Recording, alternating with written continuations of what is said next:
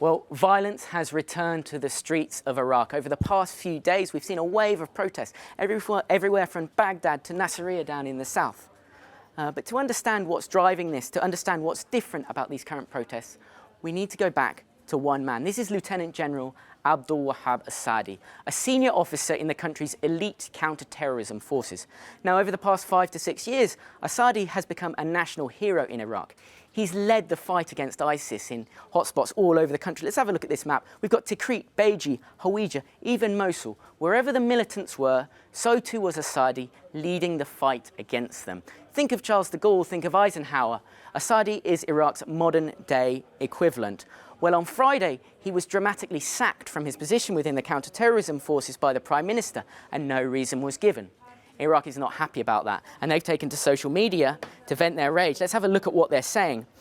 This Twitter user said, "They will not be able to dismiss the love in our hearts for you."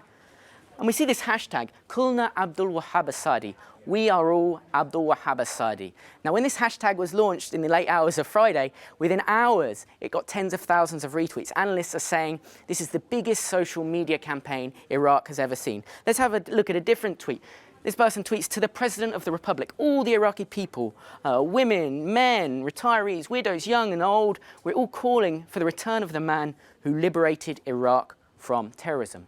But it's not just on social media this campaign is playing out. Let's have a look at this picture. This is from Tikrit, another city formerly held by ISIS, also the hometown of former President Saddam Hussein. And here we see a picture of Saadi. And again, we see that phrase, Kulna Abdul Wahab Saadi. We are all Abdul Wahab Saadi. This sense of unity appears to be everywhere. One Twitter user even went as far for calling for Saadi to be head of an emergency government. They said the people want change. They want an emergency government. Saadi is the only man who can save Iraq from its death. Now, to understand why Saadi might have been kicked out, we've got to go back to 2015. The war against ISIS was raging throughout the country, and Saadi was leading a campaign in a city called Beiji.